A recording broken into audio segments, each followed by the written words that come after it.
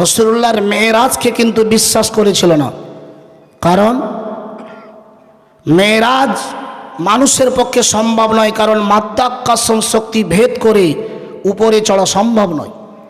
তাই বিংশ শতাব্দীর মাঝখানের মহাকাশ বিজ্ঞানীরা তারা গবেষণা করে মেরাজটাকে রাসূলুল্লাহ সাল্লাল্লাহু আলাইহি ওয়াসাল্লামের কাল্পনিক মনে করেছিল। যখন 70 দশকের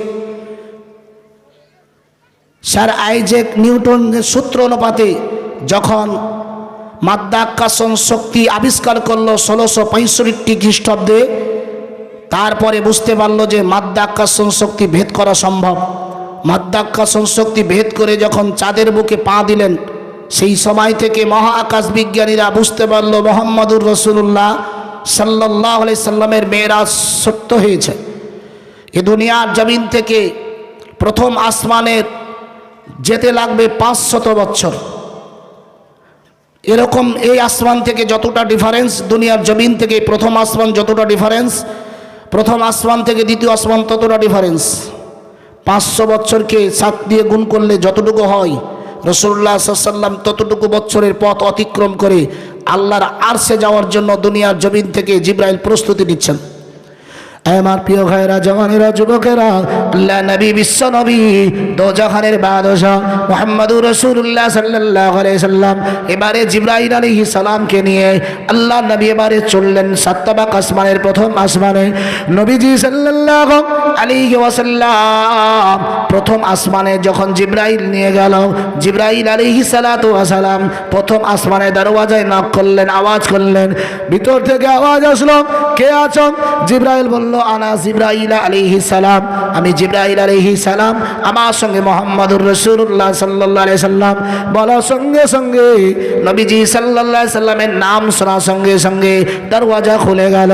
আল্লাহ নবী, বিশ্ব নবী মুহাম্মদুর রাসূলুল্লাহ সাল্লাল্লাহু আলাইহি ওয়াসাল্লাম নবীজিকে নিয়ে প্রথম আসমানে প্রবেশ করল।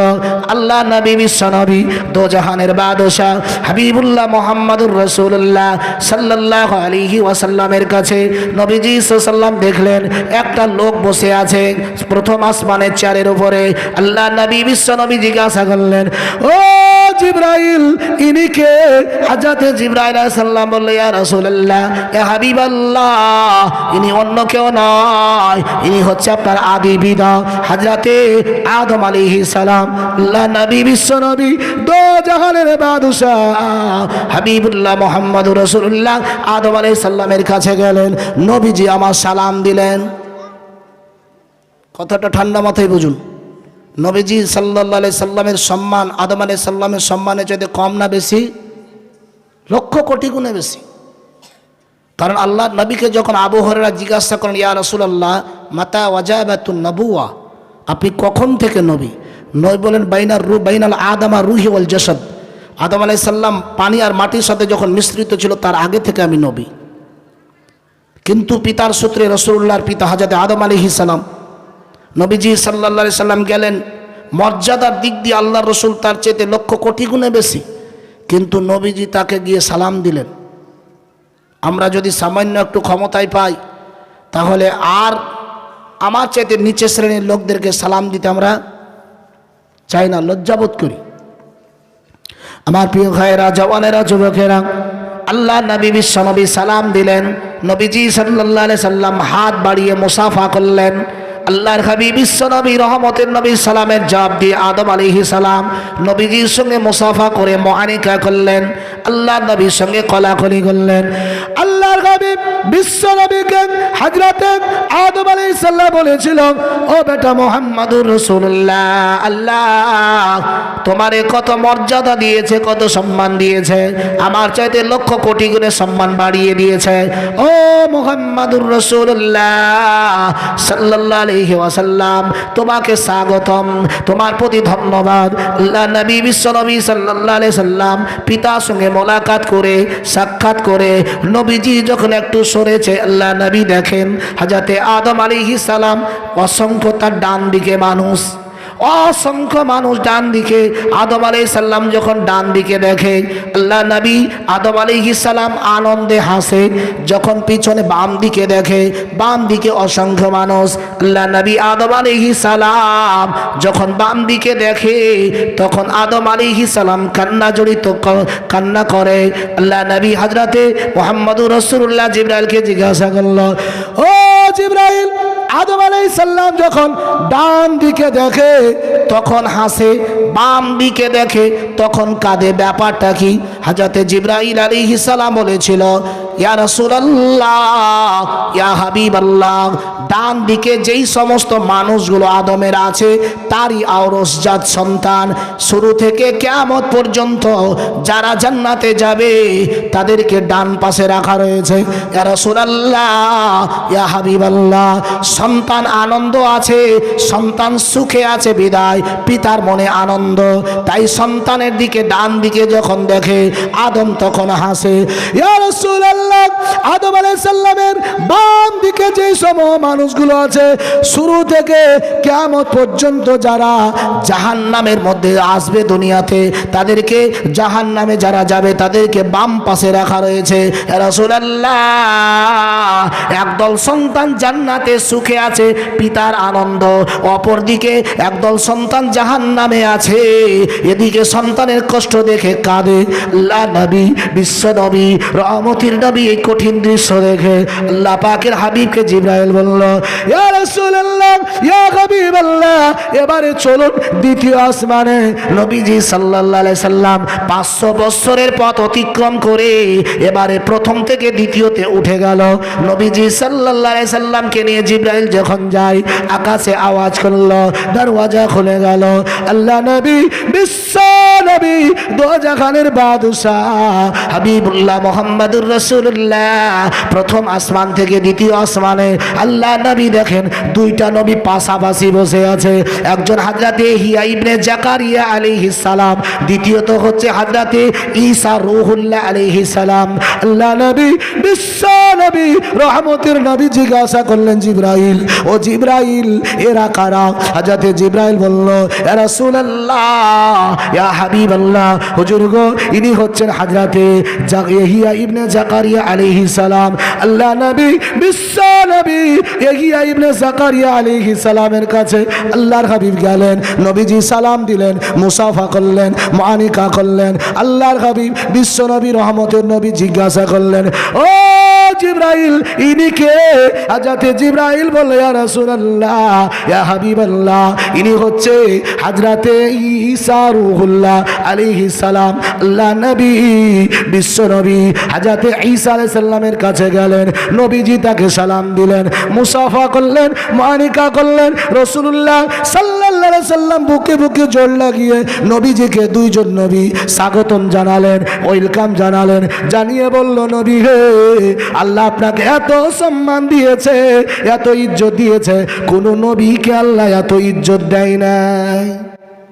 রাসূলুল্লাহ সাল্লাল্লাহু আলাইহি সাল্লাম সম্মানিত হওয়ার পরও নবীজি প্রত্যেকটা নবীর চাইতে মর্যাদাপূর্ণ হওয়ার পরও আল্লাহর নবী সালাম দিতে তিনি কার্পণ্য করেনি যে আমি বড় বিদায় তারে সালাম দেব না, এমনটা নয়। আমার প্রিয় ভাইয়েরা, জওয়ানেরা, যুবকেরা, রাসূলুল্লাহ সাল্লাল্লাহু আলাইহি ওয়াসাল্লামকে নিয়ে জিবরাইল এবারে দ্বিতীয় আসমান থেকে তৃতীয় আসমানে উঠে গেল। তৃতীয় আসমানে উঠে গিয়ে দেখে দরওয়াজা খুলে দেওয়া হলো, দরওয়াজা খুলে প্রবেশ করলেন আল্লাহর নবী, বিশ্ব নবী, রহমতের নবীকে হযরতে জিবরাইল আলাইহিস সালাম তৃতীয় আসমানে নিয়ে হাজির। পূর্ণিমা চাঁদের চাইতেও সুন্দর এমন একটা সুন্দর চেহারাওয়ালা ব্যক্তি বসা। আল্লাহ নবী জিজ্ঞাসা করে, জিবরিল, ইনি কে? আল্লাহ এত রূপ দিয়েছে, এত চেহারা দিয়েছে জিবরাইল। হযরতে জিবরাইল বললেন, ইয়া রাসূলুল্লাহ, ইয়া হাবিবাল্লাহ, হুজুর গো, ইনি হচ্ছেন হযরতে ইউসুফ আলাইহিস সালাম। আল্লাহ নবী, বিশ্ব নবী, রহমতের নবী ইউসুফ আলাইহিস সালামের কাছে গেলেন। নবীজি আমার ইউসুফ আলাইহিস সালামকে সালাম দিলেন, মুসাফা করলেন, মুআনাকা করলেন। আল্লাহ নবী, বিশ্ব নবীকে ইউসুফ আলাইহিস সালাম ধন্যবাদ স্বাগতম জানালেন। নবীজিকে এবারে জিবরাইল দ্বিতীয় থেকে তৃতীয় থেকে চতুর্থ চতুর্থ আসমানে নিয়ে যাচ্ছেন জিবরাইল। দরওয়াজা খুলে দাও, দরওয়াজা খুলে দেওয়া হলো। নবীজি সাল্লাল্লাহু আলাইহি ওয়াসাল্লাম চতুর্থ আসমানে উঠে দেখেন একজন নবী বসা। আল্লাহর হাবিব বিশ্ব নবী চতুর্থ আসমানে নবীজি সাল্লাল্লাহু আলাইহি সাল্লাম একজন নবীকে দেখে জিবরাইলকে জিজ্ঞাসা করলেন, ইয়া আখি জিবরাইল আলাইহিস সালাম, ও জিবরাইল ইনি কে? হযরতে জিবরাইল ইয়া রাসূলুল্লাহ, ইনি হচ্ছে হযরতে ইদ্রিস আলাইহিস সালাম। আল্লাহ নবী বিশ্ব নবী রহমতের নবী ইদ্রিস আলাইহিস সালামের কাছে গেলেন। নবীজি সালাম দিলেন, মুসাফা করলেন, মুআনিকা করলেন। আমার প্রিয় ভাইরা, আপনার রাসূলুল্লাহ সাল্লাল্লাহু আলাইহি সাল্লাম যে নবীদের সঙ্গে সাক্ষাৎ করছে, প্রতিটা নবী কিন্তু দুনিয়ার জমিন থেকে মৃত্যুবরণ করে আল্লাহ পাক তাদের কবরে দিয়েছিল। কিন্তু দুইজন নবীর সাথে নবীজি দেখা করলেন, যাদেরকে আল্লাহ মৃত্যু দেয় নাই, জীবিত অবস্থায় আমার আল্লাহ তুলে নিয়েছে। কয়টা নবীর সাথে দেখা হলো? 5টা। কয়টা? দ্বিতীয় আসমানে কয়টা? দ্বিতীয় আসমানে কয়টার সাথে? 2জন, একজন ইহিয়া, একজন ঈসা। প্রথম আসমানে আদম আলাইহিস সালাম, দ্বিতীয় আসমানে ইহিয়া আলাইহিস সালাম এবং হযরতে কি ঈসা আলাইহিস সালাম। তৃতীয় আসমানে ইউসুফ আলাইহিস সালাম, চতুর্থ আসমানে হযরত ইদ্রিস আলাইহিস সালাম। ইদ্রিস আলাইহিস সালাম আর হযরতে ঈসা আলাইহিস সালাম, এই 2জন নবীকে আল্লাহ পাক মৃত্যু দিয়ে কবরে নাই। 2জন নবীকে জীবিত অবস্থায় আল্লাহ পাক দুনিয়া থেকে তুলেছেন। আমার প্রিয় ভাইয়েরা, জওয়ানেরা, যুবকেরা, তার মধ্যে একজন নবী হযরতে ঈসা আলাইহিস সালাম দুনিয়ার জমিনে আসবে না? আসবে না? কথা বলে আসবে না? আসবে না? নবী হয়ে আসবে না উম্মাত হয়ে আসবে? উম্মাত হয়ে আসবে। রাসূলুল্লাহর কবরের পাশে আবু বকর আর ওমর শুয়ে আছে, আর একটা পাশে নবীজির জায়গা খালি আছে। ওই জায়গাতে হযরতে ঈসা আলাইহিস সালাম দুনিয়াতে এসে দাজ্জালের মোকাবিলা করে, দাজ্জালকে পরাজয় করে, বিজয় বরণ করে দুনিয়ার জমিনে থাকাকালীন, থাকার পরে যখন মৃত্যুবরণ করবে, নবীজির পাশে ঈসা আলাইহিস সালাম শহীদ হবে। আমার জওয়ানেরা, যুবকেরা, আল্লাহর নবী, বিশ্ব নবী, রহমতের নবী ঈসা হযরতে ইদ্রিস আলাইহিস সালামের কোরআন থেকে যদি তথ্য দেওয়া যায়, ইদ্রিস আলাইহিস সালামের বিশাল একটা ঘটনা আছে। নবীজি ইদ্রিস আলাইহিস সালামের সঙ্গে মুসাফা করলেন, মুআনিকা করলেন, আল্লাহ নবীকে স্বাগতম জানালেন। চতুর্থ আসমানে রাসূলুল্লাহ সাল্লাল্লাহু আলাইহি সাল্লাম একটা ভয়ঙ্কর ফেরেশতা দেখলেন। নবীজি সাল্লাল্লাহু আলাইহি সাল্লাম দেখেন ফেরেশতা তার পা 7টা ভাগ জমিনে লাগা, মাথাটা 7টা ভাগ আসমানে লাগা, ডান হাতটা পূর্ব প্রান্তরে, বাম হাতটা পশ্চিম প্রান্তরে। আল্লাহ নবী, বিশ্ব নবী, দো জাহানের বাদশাহ হাবিবুল্লাহ, ফেরেশতার এই দৃশ্য দেখে নবীজি সাল্লাল্লাহু আলাইহি সাল্লাম ভয়ে থরথর করে কাঁপে। আল্লাহ নবী, বিশ্ব নবীকে জিবরাইল বলে, ইয়া রাসূলুল্লাহ ব্যাপার কি? জিবরাইল আলাইহিস সালাম বলে, ইয়া রাসূলুল্লাহ ব্যাপারটা কি? নবীজি দেখছেন ওই ফেরেশতার সামনে মুখ আছে, পিছনে মুখ আছে, ডানে মুখ আছে, বামে মুখ আছে। রাসূলুল্লাহ সাল্লাল্লাহু আলাইহি ওয়াসাল্লামে কঠিন ভয়ঙ্কর দৃশ্য দেখে কাঁপতেছে। আল্লাহর নবীকে হযরত রাসূলুল্লাহ বলে, জিবরাইল রে, এই যে ভয়ঙ্কর ব্যক্তিটাকে, যার সামনে মুখ, পিছনে মুখ, সামনের মুখ, ডানে মুখ, জমিনে লাগা, আসমানে লাগা, জিবরাইল। হযরতে জিবরাইল বলে, ইয়া রাসূলুল্লাহ, ইয়া হাবিবাল্লাহ, অন্য কেউ নয়, উনি হচ্ছে মালাকুল মউত হযরতে আজরাইল আলাইহিস সালাম। নবীজি সাল্লাল্লাহু আলাইহি সাল্লাম আজরাইল আলাইহিস সালামের কাছে গেলেন। আল্লাহ নবী আজরাইল আলাইহিস সালাতু ওয়াস সালামকে সালাম দিলেন। 2টি রিওয়ায়াত আছে।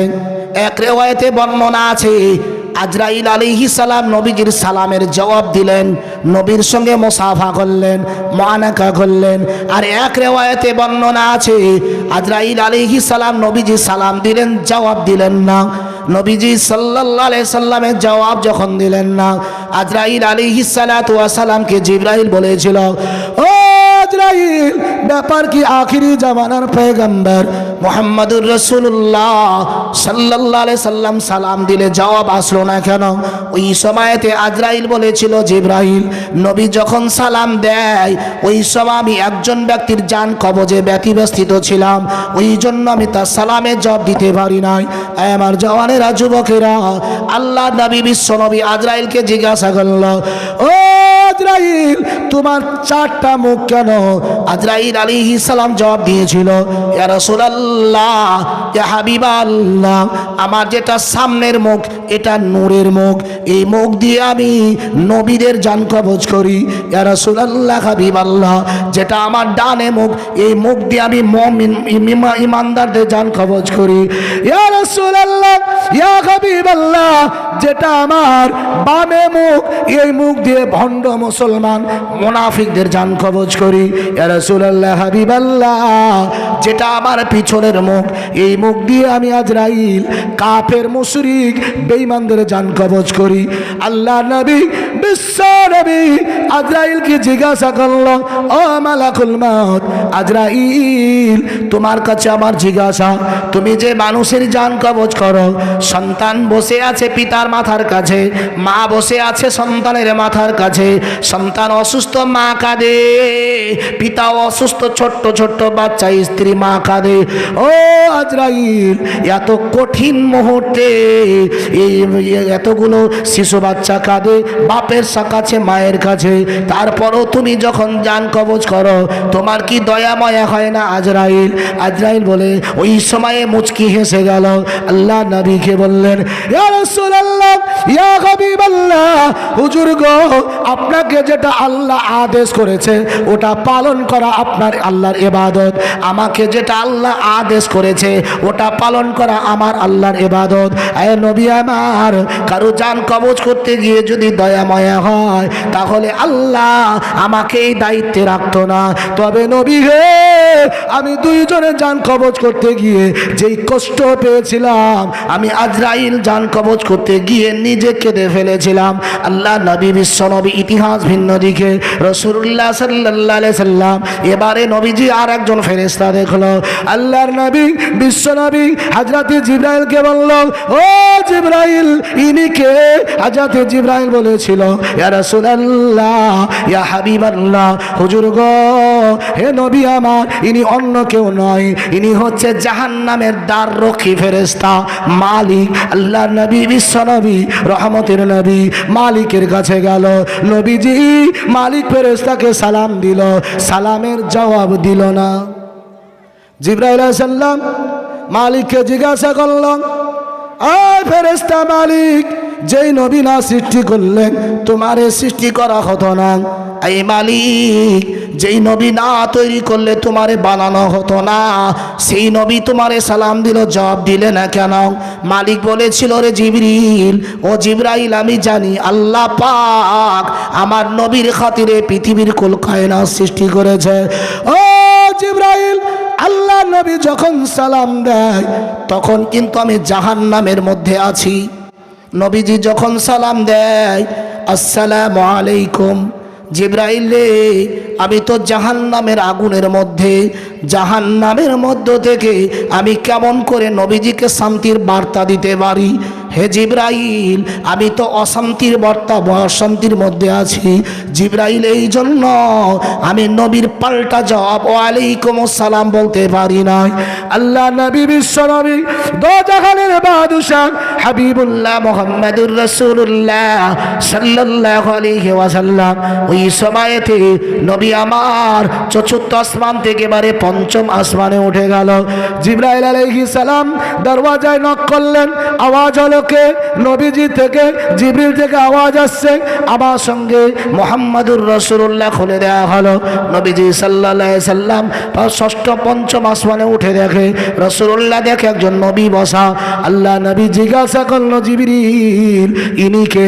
হযরতে জিবরাইল বলল, ইয়া রাসূলুল্লাহ, ইয়া হাবিবাল্লাহ, ইনি হচ্ছে হযরতে হারুন আলাইহিস সালাম, নবী মুসা আলাইহিস সালামের ভাই হারুন আলাইহিস সালাম। নবীজি গেলেন, সালাম দিলেন, মুসাফা করলেন, মানিকা করলেন, নবীজির সাথে কোলাকুলি হলো, রাসূলুল্লাহকে স্বাগতম ধন্যবাদ জানালেন।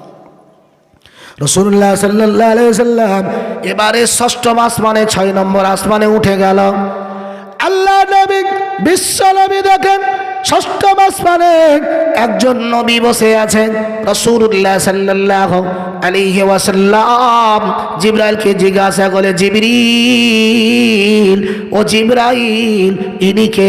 হযরত জিবরাইল বলে, ইয়া রাসূলুল্লাহ, ইয়া হাবিবাল্লাহ, হুজুর ইনি হচ্ছে হযরতে মূসা কালিমুল্লাহ আলাইহিস সালাম। আছেন আপনারা? আছেন? তাকবীর দেন তো, নারে তাকবীর, নারে তাকবীর। রাসূলুল্লাহ সাল্লাল্লাহু আলাইহি ওয়াসাল্লাম আল্লাহর প্যারা মাহবুব জিবরাইল আলাইহিস সালামের মারফত জানতে পারলেন হযরত মূসা আলাইহিস সালাম। নবীজি মূসা আলাইহিস সালামের কাছে গেলেন, প্রতিটা নবী মুসাফা করে ছেড়ে দিলেন, মুআনিকা করে ছেড়ে দিলেন। রাসূলুল্লাহ সালাম দিলেন, আসসালামু আলাইকুম। নবীজির সালামের জবাব দিয়ে বন্ধু যদি গাঢ় হয়, সম্পর্ক হয়, হাতটা একটু চেপে ধরে থাকে না? থাকে না? থাকে না? বহুদিন পরে দেখা সাক্ষাৎ, দেখা হয়েছে, হাত ধরে ছাড়তেছে না। রাসূলুল্লাহ সাল্লাল্লাহু আলাইহি ওয়াসাল্লামকে বুকের সাথে জড়িয়ে ধরে চেপে ধরেছেন। আল্লাহ নবী বিশ্ব নবী রহমতের নবীকে হযরতে মূসা কালিমুল্লাহ বলেন, হে নবী মুহাম্মদুর রাসূলুল্লাহ, আল্লাহ আপনাকে এত সম্মান দিয়েছে, এত ইজ্জত দিয়েছে। আমি আল্লাহর সঙ্গে প্রতিদিন কথা বলতাম। দুনিয়ার জমিন থেকে আমি তুর পর্বতে যেতাম, আল্লাহকে বলতাম, আল্লাহ কথা বলি, দেখা হয় না। এই আল্লাহ, মনের মধ্যে আমার কোশ্চিন জাগে, রব কেমন আছে আমি দেখতে চাই। কথা বলি কিন্তু দেখা হচ্ছে না। আল্লাহ বলে, নবী হে নবী মূসা, তুমি বরদাস্ত করতে পারবে না, তুমি সহ্য করতে পারবে না। আল্লাহ নবী মূসা বলেন, রব হে আমার আল্লাহ, আমার ইচ্ছা আজকে আপনাকে দেখব। আমার আল্লাহ বলে, নবী মূসা পারবে না। নবী মূসা আলাইহিস সালাম আল্লাহর কাছে বারবার আরাধনা করে, আরজ করে, আল্লাহ আজকে দেখবো আপনাকে। এই নবী মুহাম্মদুর রাসূলুল্লাহ পাহাড়ের উপরে দাঁড়িয়ে আল্লাহকে দেখতে চেয়েছিলাম। আমার আল্লাহ বারবার নিষেধ করা সত্ত্বেও আমি আবদার করলাম। আল্লাহ বললেন, নবী হে, দেখার জন্য তুমি প্রস্তুত গ্রহণ করো। হে নবী মুহাম্মদুর রাসূলুল্লাহ, আমি আল্লাহকে, রবকে দেখার জন্য যখন প্রস্তুতি নিলাম, আল্লাহ পাক আরশে আজিমের ৭০,০০০ নূরের পর্দাটা থেকে একটা পর্দাতে ছিদ্র করে দিয়ে সামান্য একটা সূচের মতো ছিদ্র করেছে। ছিদ্র করার সঙ্গে সঙ্গে তুর পর্বতে নূরের তাজাল্লিতে আগুন জ্বলে উঠল। আমি নবী মূসা জ্ঞান হারিয়ে ফের পড়ে গেলাম। নবী মুহাম্মদ রাসূলুল্লাহ সাল্লাল্লাহু আলাইহি সাল্লাম, আল্লাহ আপনাকে কত সম্মান দিয়েছে, কত ইজ্জত দিয়েছে, যে আল্লাহ পাহাড়ে দেখতে চেয়েছিলাম, আমি পারি না আল্লাহরে দেখতে। ওই আল্লাহ তোমারে দুনিয়া জমিন থেকে সম্মানে, ইজ্জতে, তাজিমে, আরশে আজিমে ডেকেছে। নবী হে, তোমার মর্যাদা তামাম নবীর চাইতে আল্লাহর কাছে বেশি। হে নবী মুহাম্মদুর রাসূলুল্লাহ সাল্লাল্লাহু আলাইহি সাল্লাম বিদায় যখন নেবে আল্লাহর সাথে দেখা করে, তবে কোন নবীর সঙ্গে দেখা করো আর না করো, বিদায়ের সময় আমি নবী মূসার সাথে দেখা করে দুনিয়ার জমিনে নামবে। নবীজি তার সঙ্গে ওয়াদা করলেন। আল্লাহ নবী বিশ্ব নবী দো জাহানের বাদশাহ হাবিবুল্লাহ মুহাম্মদুর রাসূলুল্লাহ সাল্লাল্লাহু আলাইহি ওয়াসাল্লাম এবারে ষষ্ঠম আসমান থেকে নবীজি সপ্তম আসমানে উঠে গেল। 7 তাবাক আসমানে নবীজি উঠে গেল। নবীজি দেখেন একজন নবী বাইতুল মামুরে হেলান দিয়ে বসে আছেন। বাইতুল মামুর হচ্ছে ওই ইবাদতের ঘর যেটা আল্লাহ পাক আমাদেরকে দুনিয়াতে ইবাদতের ঘর দিয়েছে। কাবা বাইতুল্লাহ, কি বাইতুল্লাহ? কাবা। ওই কাবা বাইতুল্লাহ দিয়েছে মানুষের ইবাদতের জন্য, আর ফেরেশতাদের ইবাদতের জন্য আল্লাহ 7 তাবাক আসমানে বাইতুল মামুর রেখেছেন, যেখানে ৭০,০০০ ফেরেশতা একবার তাওয়াফ করবে, কিয়ামত পর্যন্ত আর সে তাওয়াফ করতে পারবে না। প্রতিদিন ৭০,০০০ ফেরেশতা। কত হাজার ফেরেশতা? ৭০,০০০ ফেরেশতা। আল্লাহ আমাদেরকে ফেরেশতাদের চাইতেও কত মর্যাদাশীল করেছে, যে দুনিয়ার জমিনে আল্লাহ সুবহানাহু ওয়া তাআলা নবী আদম আলাইহিস সালাম যখন আসমানে ছিলেন, ফেরেশতাদের বাইতুল মামুরের ইবাদতের ঘর দেখে দুনিয়াতে নেমে আল্লাহকে বললেন, আল্লাহ আপনি যেটা বাইতুল মামুর ফেরেশতাদের জন্য ইবাদতের ঘর দিয়েছেন, আমাদের জন্য আপনি একটা ইবাদতের ঘর নির্বাচন করুন। বাইতুল মামুরের যে নকশা আল্লাহ পাক আদম আলাইহিস সালামকে দিলেন, ওই নকশা যেখানে 7টা বাক আসমানে বাইতুল মামুর আছে, ঠিক কাবা বাইতুল্লাহটা ঠিক ওই উপরেই আছে, একেবারে সোজাসুজি কাবা বাইতুল্লাহ আর বাইতুল মামুর ঠিক সোজাসুজি। এই জন্য পৃথিবীর কোনো শক্তি কাবা বাইতুল্লাহর উপর দিয়ে ক্রস করতে পারবে না। একটা অদৃশ্য শক্তি আল্লাহর কাজ করছে উপর থেকে। রাসূলুল্লাহ সাল্লাল্লাহু আলাইহি ওয়াসাল্লাম নবীজি দেখলেন একজন নবী বাইতুল মামুরে হেলান দিয়ে বসা। আল্লাহ নবী বিশ্ব নবী সাল্লাল্লাহু আলাইহি সাল্লাম ওই সময়তে জিবরাইলকে জিজ্ঞাসা করলেন, ও জিবরাইল, ইনি কে? জিবরাইল বললেন, ইয়া রাসূলুল্লাহ, ইনি হচ্ছে হযরতে ইব্রাহিম খলিলুল্লাহ আলাইহিস সালাম। আল্লাহ নবী বিশ্ব নবী তার কাছে গেলেন, নবীজি সালাম দিলেন, মুসাফা করলেন, মুআনিকা করলেন।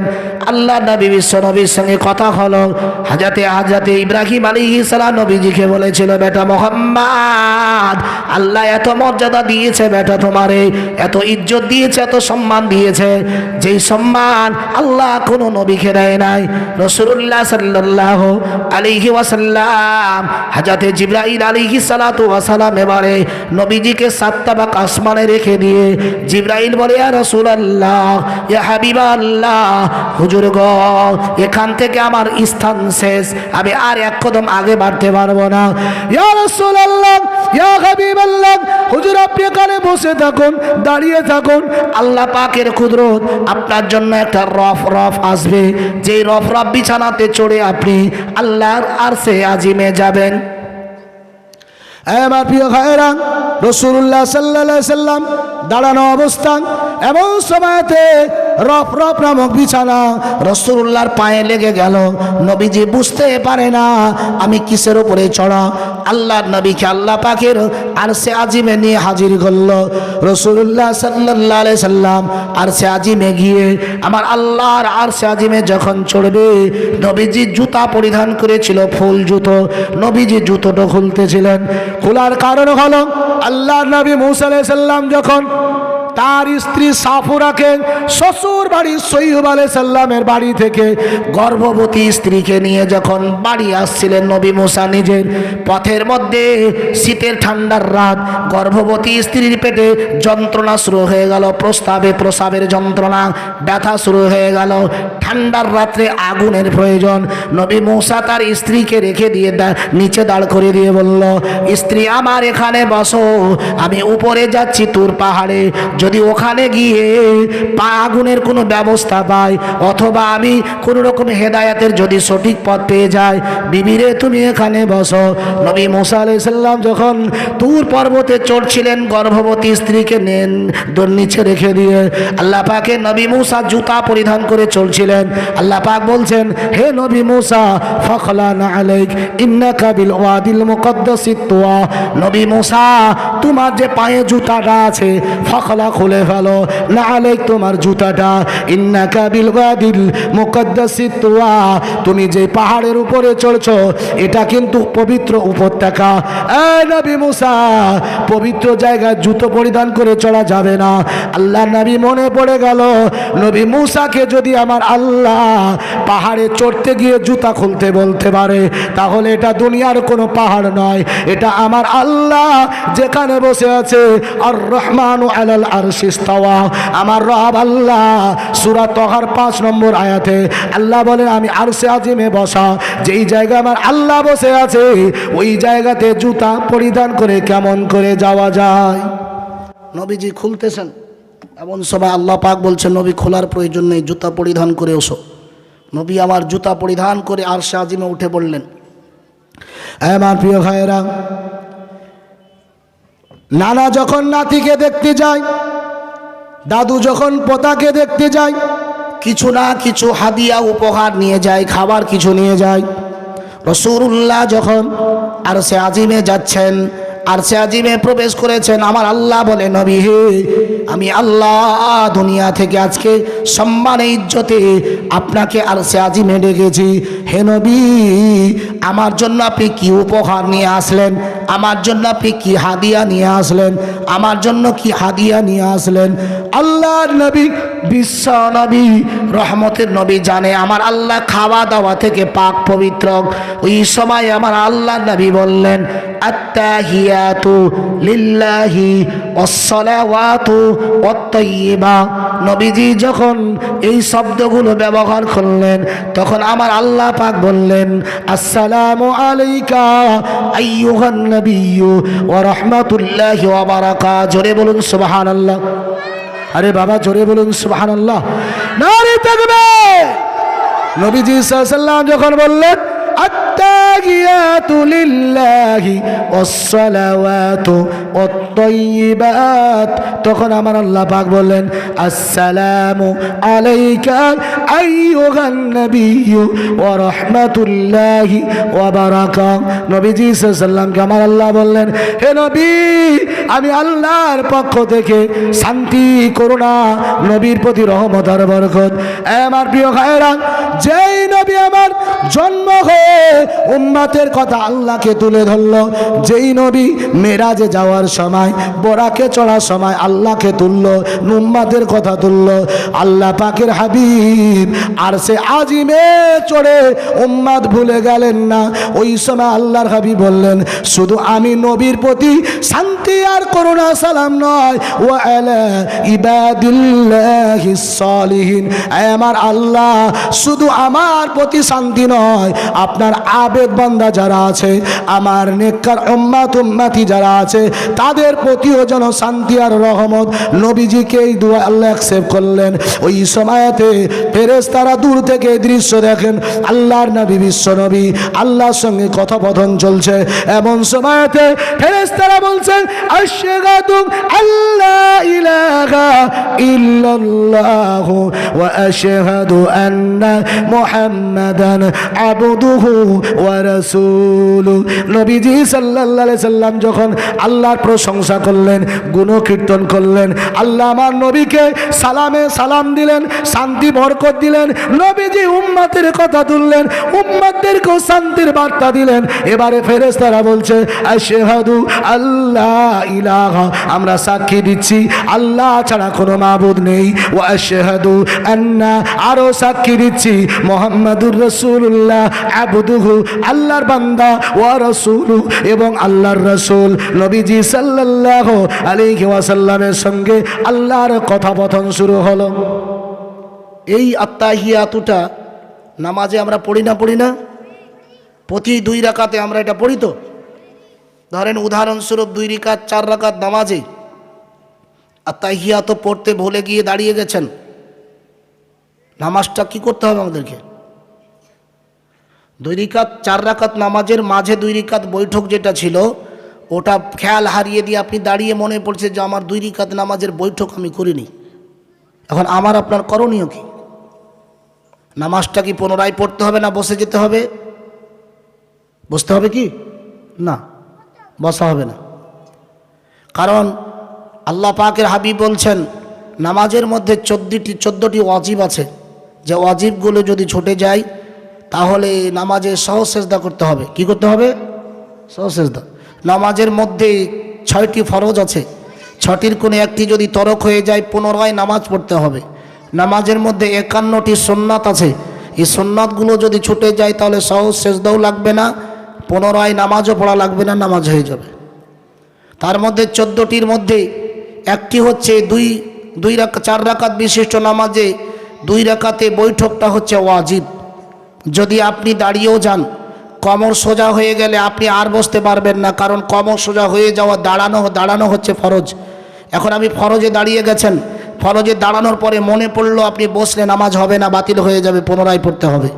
কিন্তু আপনি দাঁড়িয়ে গেছেন, নামাজ যেরকম আদায় করে 4 রাকাত আদায় করলেন, আদায় করে বৈঠকে শেষ বৈঠকে বসে আত্তাহিয়াতু পড়ে শাহাদাত আঙ্গুল উত্তোলন করে ডান দিকে সালাম ফিরে 2টা সেজদা করে আবার আত্তাহিয়াতু দরুদ শরীফ দোয়া মাসুরা পড়ে 2 দিকে সালাম ফিরলে নামাজ কমপ্লিট হয়ে যাবে, কোনো সমস্যা হবে না। এটা ভালো করে মনে রাখেন। আর একটা জিনিস মনে রাখেন, নামাজের বহু মাসলা মাসাইল আছে। এক রাকাত নামাজ অন্তত 6000 মাসলা আছে। এক রাকাত নামাজে 6000 মতো মাসলা আছে। আমরা কটা মাসালা জানি, তারপরেও আমাদের দাপট সহ্য হয় না। সামান্য একটা চুটি কেতাব পড়ে এসে পাল্লা করছে। প্রিয় ভাই, আদৌ উচিত নয়। রাসূলুল্লাহ সাল্লাল্লাহু আলাইহি ওয়াসাল্লাম বলেছেন, আল্লাহর নবী সূরা হুজরাত, কোরআনের 49 নম্বর সূরা হুজরাতের 2 নম্বর আয়াতে আল্লাহ পাকের হাবিবের সাথে সাহাবাই কেরামেরা কথা বলছেন। সাহাবাদের কথা নবীর কথার উপরে হয়ে গেছে, সাহাবাদের আওয়াজটা নবীর আওয়াজের উপরে হয়ে গেছে। আল্লাহ এতটুকু বরদাস্ত করলেন না, সঙ্গে সঙ্গে জিবরাইলকে দিয়ে বললেন, জিবরিল যাও, আমার নবী কি গিয়ে বলো, আমার নবীর উম্মত উম্মতিদেরকে সতর্ক করো যে আমার নবীর সাথে সাহাবারা যখন কথা বলবে তারা একে অপরে যেরকম কথা বলে আমার নবীর সাথে সেরকম যেন কথা না বলে। যদি বলে তাহলে তাদের জীবনের যা কিছু ইবাদত সব ধূলিসাৎ হয়ে যাবে। আলেমদের সঙ্গে কথা বললেও, নবীর ওয়ারিস হচ্ছে আলেমরা, কথা বলার সময় মার্জিত কথা বলতে হবে। উপরে গেলে আপনারও জীবনে যা করেছেন ধ্বংস হয়ে যাবে। কোরআনুল কারীম খুলুন, সূরা হুজরাতের 49 নম্বর সিরিয়াল নম্বর সূরা 49 আয়াত নম্বর 2-3 খুলুন। আল্লাহ পাক কোট করে দিয়েছেন। প্রিয় ভাইরা, জওয়ান যুবকেরা, রাসূলুল্লাহ সাল্লাল্লাহু আলাইহি ওয়াসাল্লাম দয়ার নবী এই যে আপনার 2 রাকাত নামাজে আত্তাহিয়াত বলে 4 রাকাত নামাজ 2 রাকাতে বৈঠকে আত্তাহিয়াত বলতে বলতে যদি আপনার দরুদ শরীফে আপনি চলে যান, আর দরুদ শরীফে গিয়ে যদি আল্লাহুম্মা সাল্লি আলা মুহাম্মদ এতটুকুন চলে যাওয়ার পরে যদি আপনার মনে পড়ে তো আমার তো 2 রাকাত আরও বাকি আছে 2 রাকাত, তাহলে আপনার প্রতি সহজ সেজদা ওয়াজিব হয়ে যাবে। মোহাম্মদ বলার আগ পর্যন্ত যদি আপনার আল্লাহুম্মা সাল্লি আলা বলেছেন, ইতিমুহূর্তে যদি আপনার মনে পড়ে যে না তো আমি তো দরুদ শরীফ শুরু করে দিয়েছি, মোহাম্মদ যাওয়ার আগে পর্যন্ত মনে পড়লে আপনাকে দাঁড়িয়ে গেলে সহজ সেজদা লাগবে না, মোহাম্মদ গেলে আপনাকে সহজ সেজদা করা ওয়াজিব হয়ে যাবে। প্রিয় ভাই, যদি আপনি দরুদ শরীফ দোয়া মাসুরা পড়েই ফেলেন, পড়ার পরে দুদিকে সালাম ফিরিয়ে দিয়েছেন 4 রাকাত নামাজে 2 রাকাতে, মনে পড়ে গেছে যে আমার তো 2 রাকাত নামাজ, 4 রাকাত নামাজ আমি 2 রাকাতে সালাম ফিরিয়ে দিই, যদি কথা বাংলাতে না বলেন ওই অবস্থায় দাঁড়িয়ে যান। দাঁড়িয়ে গিয়ে পুনরায় আপনি আবার যেই রকম পদ্ধতিতে নামাজ পড়ে 2 রাকাতটা ওই 2 রাকাত তৃতীয় চতুর্থ রাকাত পড়ে আত্তাহিয়াত বলে আঙ্গুল খাড়া করে শেষ বৈঠকে ডান দিকে সালাম সহ সেজদা করে আত্তাহিয়াত দরুদ শরীফ দোয়া মাসুরা পড়ে নামাজ সমাপ্ত করে দিলে নামাজের কোনো রকম আর ক্ষতি হবে, মনে থাকবে? মনে রাখবেন এগুলো মাসালাগুলো। রাসূলুল্লাহ সাল্লাল্লাহু আলাইহি ওয়াসাল্লাম আল্লাহর পিয়ারা মাহবুব, আল্লাহ পাকের সঙ্গে কথাবার্তা হলো, তখনও কিন্তু আল্লাহ পাক নবীজিকে নামাজ দেয়নি। নবীজি সাল্লাল্লাহু আলাইহি ওয়াসাল্লামকে জিবরাইল আলাইহিস সালামকে আল্লাহ নবী বলে, জিবরাইল সাল্লামকে আল্লাহ পাক বলেন, জিবরিল আমার নবীকে নিয়ে যাও, জাহান্নাম পরিদর্শন করাও।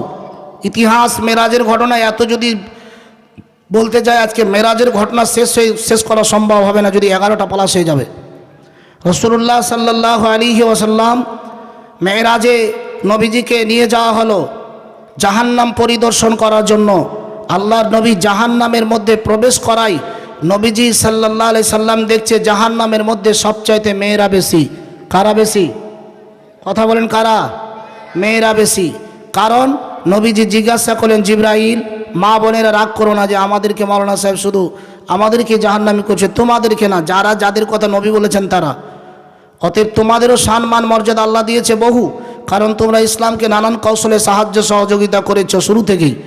রাসূলুল্লাহ সাল্লাল্লাহু আলাইহি ওয়াসাল্লাম জিবরাইলকে জিজ্ঞাসা করেন, জিবরাইল জাহান্নামে মেয়েরা কেন বেশি?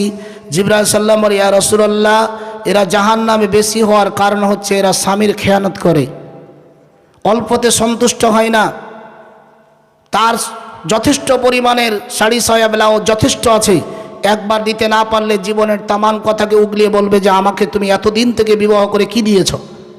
নবীজি সাল্লাল্লাহু আলাইহি সাল্লাম বলছেন, স্বামীর মাল চুরি করে, স্বামী যখন বিদেশে যায় তখন অন্য পুরুষের সঙ্গে ডেটিং মারে, স্বামীর মালের উপরে নিজের অন্য পুরুষকে অবৈধভাবে কাজে জড়িয়ে দেয়। ইয়া রাসূলুল্লাহ, হাবিবাল্লাহ, এরা স্বামীর নাফরমানি করার কারণেতেই আজকে আল্লাহ পাক এদেরকে জাহান্নামে দিয়েছে। রাসূলুল্লাহ সাল্লাল্লাহু আলাইহি ওয়াসাল্লাম কিছু দূর আগিয়ে গেলেন, আল্লাহ নবী দেখছেন একদল মহিলার মাথার চুলগুলো বেঁধে দিয়েছেন। মাথা চুল বেঁধে দিয়ে ফেরেশতারা লোহার শক্ত রড দিয়ে জাহান্নামের আগুনের মধ্যে পেটাচ্ছেন। এমন বিকট চেঁচামেচি করছেন, আওয়াজ করছেন, যা কান্না দেখে নবীজি সাল্লাল্লাহু আলাইহি সাল্লাম নিজেও সেখানে সবর আর ধৈর্য ধারণ করতে পারে নাই। আল্লাহ নবী জিজ্ঞাসা করলেন, ও জিবরিল, এরা কারা? হযরত জিবরাইল আলাইহিস সালাম বলল, ইয়া রাসূলুল্লাহ, ইয়া হাবিবাল্লাহ, এরা হলো তারা যারা দুনিয়াতে চলাফেরা করত, তখন তাদের মাথায় কাপড় থাকতো না। যদি মাথায় কাপড় না থাকে, কিয়ামতের দিন অবস্থা খুব ভয়ঙ্কর হবে। কারণ মাথাতে কাপড়, মহিলাদের মাথা থেকে পা পর্যন্ত ঢেকে রাখা ফরজ। আপনাদের অসুবিধা হচ্ছে কি? এই পিছনের ভাইয়ের অসুবিধা হচ্ছে? এবার তাকবীর দেন তো, নারে তাকবীর, নারে তাকবীর। শেষ জামানা রাসূলুল্লাহ সাল্লাল্লাহু আলাইহি ওয়াসাল্লাম বলেন, জাহান্নামের মধ্যে যখন দেখলাম অধিকাংশ মহিলারা, আল্লাহ নবী দেখেন জাহান্নামের মধ্যে কিছু মহিলার মাথা চুল ধরে ধরে পিটনি দেয়। দুনিয়ার জমিনে তারা বেপর্দা বেহায়া চলার কারণে আল্লাহ পাক তাদেরকে সেই শাস্তি দিচ্ছে। আল্লাহ নবী বিশ্বনবী দোজাহানের বাদশা হাবিবুল্লাহ জনাবে মুহাম্মদুর রাসূলুল্লাহ সাল্লাল্লাহু আলাইহি সাল্লাম দেখেন একদল মানুষের কাঁচি দিয়ে জিহ্বাগুলো কেটে যাচ্ছে, ঠোঁটগুলো কেটে যাচ্ছে। আল্লাহ নবী জিজ্ঞাসা করলেন, ও জিবরাইল, জিবরাইল এরা কারা? হযরত জিবরাইল সাল্লাল্লাহু বলেন, ইয়া রাসূলুল্লাহ, এরা হলো তারা, এরা হলো ওই সমস্ত আপনার উম্মতি যারা দুনিয়াতে আলেম ছিল, জ্ঞানী ছিল, মানুষদেরকে উপদেশ দিত, কিন্তু নিজে উপদেশ গ্রহণ করত না, নিজে উপদেশ মানত না। ইয়া রাসূলুল্লাহ, ইয়া হাবিবাল্লাহ, এদের কাঁচি দিয়ে জিহ্বাগুলো শক্ত করে কেটে দেওয়া হচ্ছে, ঠোঁট কেটে দেওয়া হচ্ছে। আল্লাহ নবী বিশ্বনবী দোজাহানের বাদশা গিয়ে দেখেন একটা লোক যার পেটটা বিশাল উঁচু, কিছু লোকের পেটগুলো বিশাল বড় উঁচু হয়ে আছে, ওই পেটেতে বিষধর সাপ চতুর্দিকে দংশন করছে, না নিচে আপনার না কাঠ ঘুরতে পারছে, না ডানে না বামে, না চিত হতে শুয়ে পাচ্ছে, বিকট চেঁচামেচি করছে। আল্লাহ নবী বিশ্বনবী জিজ্ঞাসা করল, জিবরিল এরা কারা? হযরত জিবরাইল আলাইহিস সালাম বললে, হুজুর এরা হলো সুদখোর। কি খোর? খান কি খানে কেউ সুদ? নাউজুবিল্লাহ, খাবেন না। আল্লাহ নবী বিশ্বনবী বলেছেন সুদের 70টি গুনাহ আছে, তার মধ্যে সবচাইতে ছোট গুনাহ হলো নিজের মায়ের সাথে জেনা করা।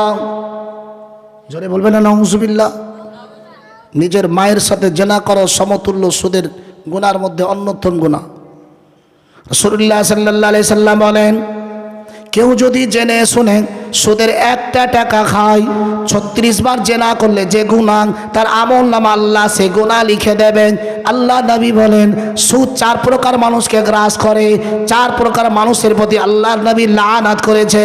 এক, যে ব্যক্তি সুদ খায়; দ্বিতীয়, যে ব্যক্তি সুদ দেয়; সুদ দাতা, সুদ গৃহীতা, সুদের যে সাক্ষী থাকে লেখক, সুদের যে লেখক, সুদের যে সাক্ষী থাকে, এই 4 জন ব্যক্তি সমানভাবে অপরাধী। সুদ ইসলামে চূড়ান্তভাবে হারাম। আমি আমার নবীকে জাহান্নাম থেকে বের করো।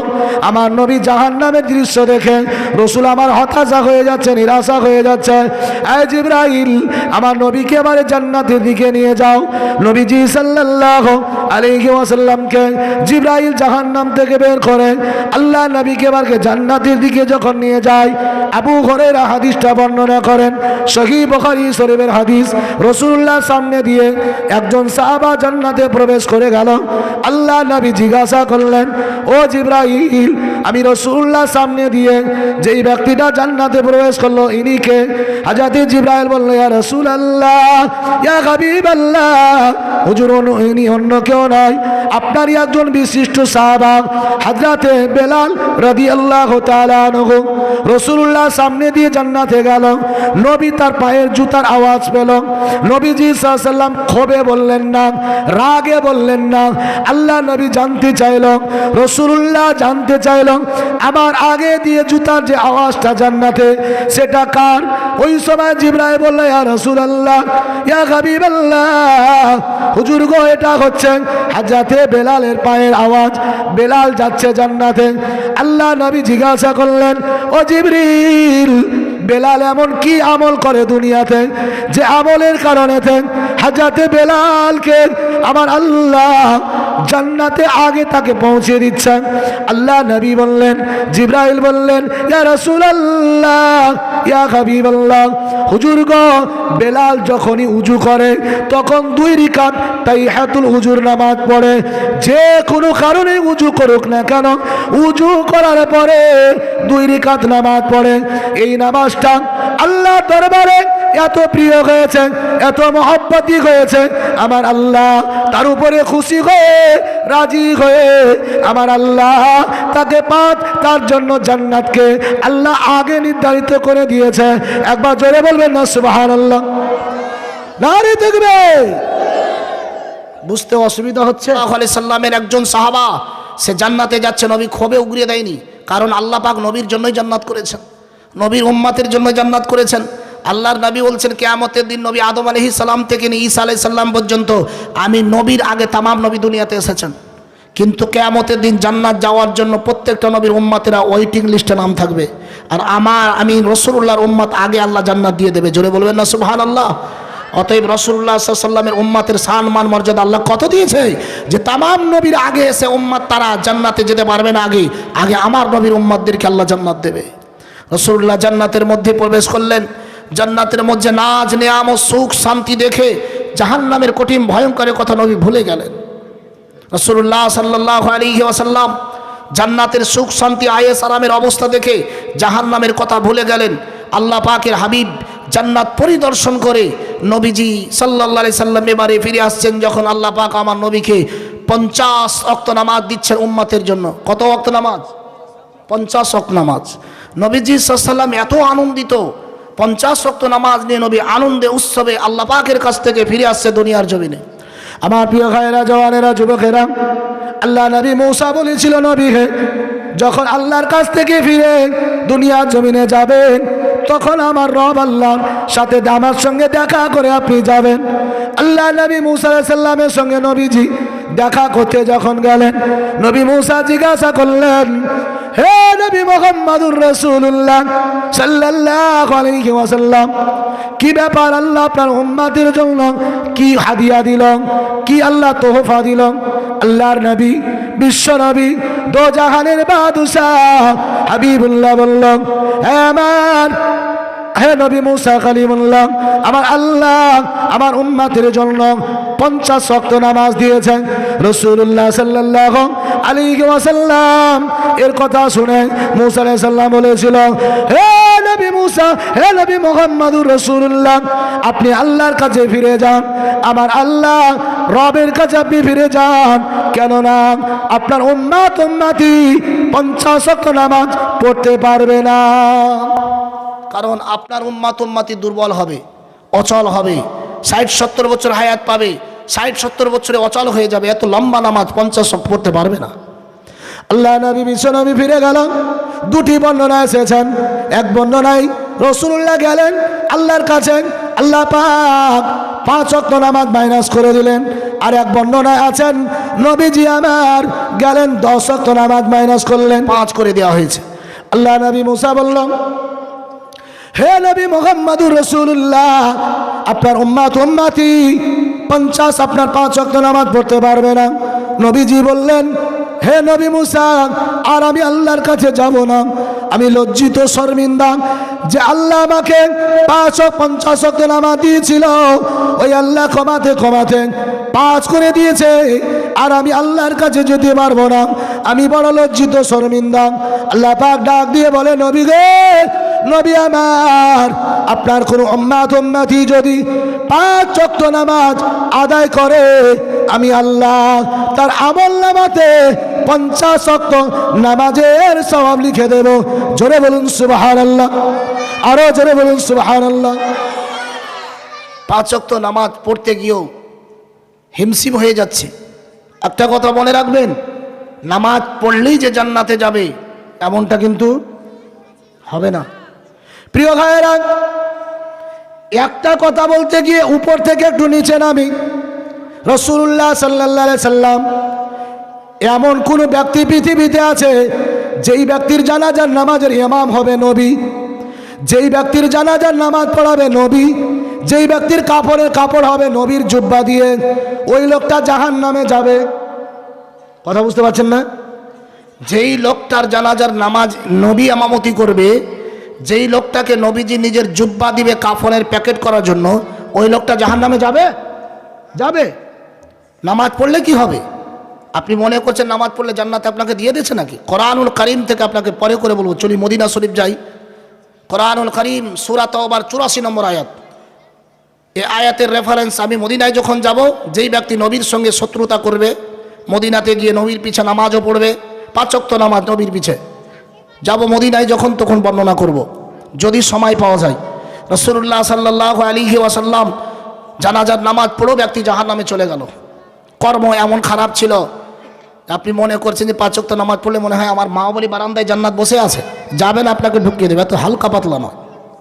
আমার প্রিয় ভাইরা, জওয়ানেরা, যুবকেরা, আল্লাহ নবী, বিশ্ব নবী এবারে যখন দুনিয়া জমিনে নেমে আসলাম, নবীজি সাল্লাল্লাহু আলাইহি সাল্লাম যে মেরাজে গিয়েছিল, এই মেরাজটা একদিন নয়, 2 দিন নয়, 1 মাস নয়, 2 মাস নয়, এই মেরাজটা হয়েছিল রাসূলুল্লাহর 27 বছরের লম্বা সময়। 27 বছর যেমনটা লম্বা হলে একটা দিন 27টা বছরকে এক জায়গায় করলে যতটুকু লম্বা, নবীজির মেরাজের রাতটা অতটুকু লম্বা ছিল। এবার প্রিয় ভাইরা, দুনিয়ার কোন নেতা যদি আজকে আমাদের এলাকাতে আসে, উদাহরণস্বরূপ মক্কার ইমাম যদি আমাদের এলাকায় আসে নামাজ পড়াতে, কোনো একটা দিন আসে 2-4 মাস আগে, যেই রুট দিয়ে আসবে ওই রুটে ট্রাফিক চলাচল বন্ধ হয়ে যাবে, রাস্তা ক্লিয়ার থাকবে, যতক্ষণ না আসে নিজের গন্তব্যস্থানে না পৌঁছেছেন। আল্লাহর নবী, বিশ্ব নবী যে এত লম্বা মেরাজ করলো, দুনিয়ার জমিন থেকে 7টা আসমান পরিভ্রমণ করলো, দুনিয়া থেকে কাবা থেকে বাইতুল মুকাদ্দাস গেল, বাইতুল মুকাদ্দাস থেকে 500 বছর এক একটা আসমানের ব্যবধান। এত লম্বা ব্যবধানে নবীজির একটা রাত্রে নয় বাবা, কিন্তু রাতটা এত লম্বা আল্লাহ করেছিল, বুঝার ক্ষমতা ছিল না। আমার আল্লাহ পাকের হুকুম, আয় চন্দ্রের গতি দাঁড়িয়ে যাও, আয় সূর্যের গতি দাঁড়িয়ে যাও, এই দিনের গতি দাঁড়িয়ে যাও, আয় রাত্রের গতি দাঁড়িয়ে যাও, আয় আহ্নিক গতি দাঁড়িয়ে যাও, আয় বার্ষিক গতি দাঁড়িয়ে যাও। আমার নবী দুনিয়া থেকে মেরাজ না করে ফিরা পর্যন্ত কেউ চলবি না, নিটল হয়ে যাও, অচল হয়ে যাও। আমার নবী মেরাজ থেকে যখন দুনিয়াতে ফিরবে, যেমনটা ছিলে তেমনটা চলবে। লাশামসু ইয়ামবাগি লাহা আন তুদরিকাল কামারা ওয়ালাল লাইলু সাবিকুন নাহারি ওয়া কুল্লুন ফি ফালাকি ইয়াসবাহুন। আমার জওয়ানেরা, যুবকেরা, পৃথিবীর তামাম কিছু নিজের কক্ষপথে ঘুরে, কিন্তু আমার আল্লাহ, আমার রব আল্লাহ, ওই দিন যেদিন নবী আমার মেরাজে আসে, ওই দিন আমার আল্লাহ তামাম কক্ষপথকে নিটল করে দিয়েছিল, তামাম কক্ষপথকে বন্ধ করে দিয়ে আমার আল্লাহ আমার নবীকে দুনিয়ার ধারা থেকে আমার আল্লাহ 7টা আসমান পরিভ্রমণ করে, জান্নাত জাহান্নাম দর্শন করে, নবীকে দুনিয়ায় পৌঁছে দিয়ে আবার যেরকম চলতেছিল সেরকম অব্যাহত ছিল। জোরে বলুন সুবহানাল্লাহ, আরো জোরে বলুন সুবহানাল্লাহ। প্রিয় ভাই, রাসূলুল্লাহর মেরাজ ছিল 27 বছরের লম্বা। কত বছর? 27 বছর লম্বা। আল্লাহ নবী, বিশ্ব নবী ফজরের নামাজে সাহাবাদের নিয়ে কাবা বাইতুল্লাহ আছে, এমন সময়তে সাহাবায়ে কেরামদের কাছে নবীজি মেরাজের দৃষ্টি বর্ণনা করছে ইতিহাস। সাহাবায়ে কেরামেরা রাসূলুল্লাহর আশ্চর্যজনক ঘটনা শুনেন আশ্চর্য হয়ে যাচ্ছেন। এমন সময়তে রাসূলুল্লাহর কাছে তাফসিরে মাঝহারিতে লেখা রয়েছে, সানাউল্লাহ পানিপতি রহমাতুল্লাহ আলাইহি বর্ণনা করেন, রাসূলুল্লাহ সাল্লাল্লাহু আলাইহি সাল্লাম মেরাজ করে ফিরে সাহাবায়ে কেরামদেরকে নিয়ে মেরাজের ঐতিহাসিক ঘটনা বর্ণনা করছিল। যখন ওই সময়তে আল্লাহ নবীর কাছে আবু জাহেল এসে দাঁড়িয়েছে, ভাতিজা মোহাম্মদ, প্রতিদিন তো বেটা নতুন নতুন ইতিহাস শোনাও, নতুন নতুন কথা শোনাও, যেটা বাপ দাদার 14 গোষ্ঠী কেউ শোনেনি, এমন জিনিস শোনাও, তো আজকে কি কোনো নতুন কথা আছে? আল্লাহ নবী বলেন, চাচা, আয় চাচা, আজকে এমন নতুন কথা আছে যা কল্পনার বাইরে। চাচা বললে, কি ভাতিজা? নবী বললেন, আয় চাচা যান, আমাকে আল্লাহ এই দুনিয়া জমিন থেকে কাবা বাইতুল্লাহ থেকে বাইতুল মুকাদ্দাস থেকে 7টা আসমান, জমিন 7টা আসমান, জান্নাত জাহান্নাম আল্লাহর সঙ্গে দর্শন করে আমি রাসূলুল্লাহ দুনিয়া জমিনে এসেছি। আবু জাহেল বলছে, বেটা এর আগে যাওয়া মাথার স্ক্রুরা সব টাইট ছিল, আজকে মনে হয় সব ঢিলে হয়ে গেছে, কারণ বাইতুল মুকাদ্দাস তো এখানে আছে। নবীজি সাল্লাল্লাহু আলাইহি ওয়াসাল্লামকে আবু জাহেল বলছে, মোহাম্মদ বেটা তোর মাথা কি ঠিক আছে? আল্লাহ নবী বলছে, কেন চাচা? বলে, এটা কি হওয়া সম্ভব? আল্লাহ নবী বলছেন, আমি নবী মেরাজ করেছি, এটা অসম্ভবের কিছুই, কথা বলে অসম্ভবের কিছুই। প্রিয় ভাইয়েরা, নবী আমাদের মতো কিন্তু নয়। রাত্রেবেলা কি করি ওটা আমরা নেতারা বর্ণনা করতে দেয় না, দেয়? ক্ষমতা পেয়েছি, রাত্রিবেলা কোন গাড়িতে কোন মেয়েকে কোন পার্কে কোন মেয়েকে নিয়ে যায় ওটা রাত্রিবেলা করি, দিনের বেলা কেউ কিন্তু বলতে পারে না, পারে না, গোপনে থাকে, কারণ আমরা হচ্ছে ওই নেতা, নবী হচ্ছে সেই নেতা। আল্লাহর নবী নাসাই শরীফের হাদিসে বর্ণনা করেছেন, এই সাহাবারা, আমি নবীর মধ্যে রাত্রিবেলা যেটা দেখো প্রকাশ্যে বলে দাও, দিনের বেলা যেটা দেখো প্রকাশ্যে বলে দাও। আমি নবীর রাত্রিটা উম্মতের আদর্শ, দিনেরটা উম্মতের আদর্শ। এই সাহাবারা, আমি নবীর মধ্যে 24 ঘন্টাতে যা দেখো সেটা বলো। আমি নবী স্ত্রীর সঙ্গে রাত্রিবেলা কি করি সেটাও আমি নবী বলি। আমি রাসূলুল্লাহ কেমন করে গোসল করি সেটাও বলি, কারণ আল্লাহ বলেছেন, লাকাদ কানা লাকুম ফি রাসূলিল্লাহি উসওয়াতুন হাসানাহ। হে বিশ্ববাসী, তোমাদের জন্য আমার নবীর আদর্শ আছে। এমন কোনো তথ্য নবীর লুকিয়ে রাখার নেই। চরিত্রের সার্টিফিকেট আল্লাহ পাক দিয়েছে, ইন্নাকা লা আলা খুলুকিল আযীম। এমন একটা চরিত্র, যেই চরিত্রের সার্টিফিকেট স্বয়ং আল্লাহ দিয়েছে। নবীর 63 বছরের জিন্দেগিতে বেঈমানেরা গবেষণা করে একটা ভুল খুঁজে পায় না। এই জন্য যার ভুল নেই তার পিছনে শত্রু লাগে না, চেষ্টা চালাচ্ছে। বেঈমানেরা গবেষণা করছে রসুলের আদর্শ, নবীর কোনো জিনিস গোপন নেই, সব লেখা আছে কোরআন হাদিসে, কোনো জিনিস গোপনের কথা নেই। রাসূলুল্লাহ সাল্লাল্লাহু আলাইহি ওয়াসাল্লাম, আল্লাহর পেয়ারা মাহবুব, দুনিয়ার জমিনে এসে আবু জাহেলের সঙ্গে যখন কথা শেয়ার করলেন, আবু জাহেল তো বিশ্বাসই করতে পারে না। আবু জাহেল বলছে, ভাতিজা এই কথাটা কি গোপন রাখবো না প্রকাশ করব? নবী বলছেন, চাচা আমি করেছি মেরাজ, আর আপনি গোপন রাখবেন মানে? যেখানে ইচ্ছা আপনি বলেন। রাসূলুল্লাহ সাল্লাল্লাহু আলাইহি সাল্লামের চাচা আবু জাহেল চিন্তা করলো, নবীকে অন্ধের মতো বিশ্বাস করে আবু বকরকে নবী যেটা বলে সেটাই শুনে। আজ যদি আশ্চর্য মেরাজের ঘটনা যদি বর্ণনা করি, আবু জাহেল নবী থেকে সরে যেতে পারে। তাই ছুটে গেলেন আবু জাহেল নবীজির সাহাবা আবু বকরের কাছে। আবু বকর সিদ্দিক তখন রাসূলুল্লাহর দিকে আসছিলেন।